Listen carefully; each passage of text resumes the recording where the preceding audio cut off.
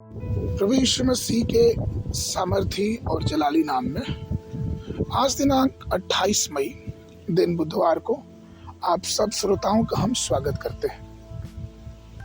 आज के मनन के लिए जो वचन लिया गया है वो पाया जाता है प्रेरितों के काम उसके 4 अध्याय 21 पर।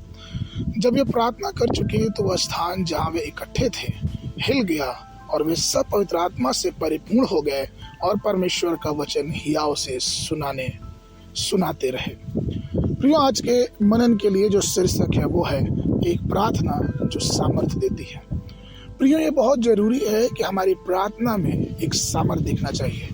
हम देखें प्रारंभिक चेलों को, जब यीशु मसीह का स्वर्गारोहण हो गया, जब यीशु मसीह स्वर्ग में उठा लिए गए, तब उन्होंने प्रार्थना किया।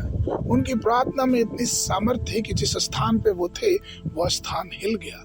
और सिर्फ इतना ही नहीं, लेकिन उनको पुनरुत्थान की सामर्थ्य का एहसास भी हुआ। आप ये जरा सोचें कि आपकी प्रार्थना, या फिर यूं कहें कि हमारी प्रार्थना कितनी है। क्या हमारी प्रार्थना हमारी अंतर आत्मा से निकलती है? क्या हम जब प्रार्थना करते हैं तो हम अपने जीवन में सामर्थ्य की अपेक्षा करते हैं, या फिर कभी हमने ऐसा महसूस किया है कि उस प्रार्थना से हमें सामर्थ्य मिल रही है?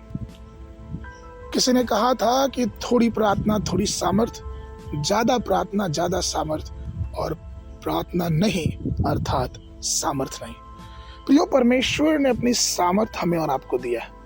जरूरत इस बात की है कि हम उस सामर्थ्य को प्रार्थना के द्वारा अपने जीवन में उतार लें। वो महान है, वो सर्वशक्तिमान है, और वो ऐसा है जो अपने वादों से कभी मुकरता नहीं। वो ऐसा है जो अपने वादे हमारे जीवनों में पूरा करता है। जकरिया उसके 12 अध्याय के 10 पद में वचन कहता है, और मैं दाऊद के घराने और यरूशलेम के निवासियों पर अपना अनुग्रह करने वाली और प्रार्थना सिखाने वाली आत्मा उड़ेलूंगा। प्रियो, आज भी परमेश्वर हमें प्रार्थना करना सिखाना चाहता है।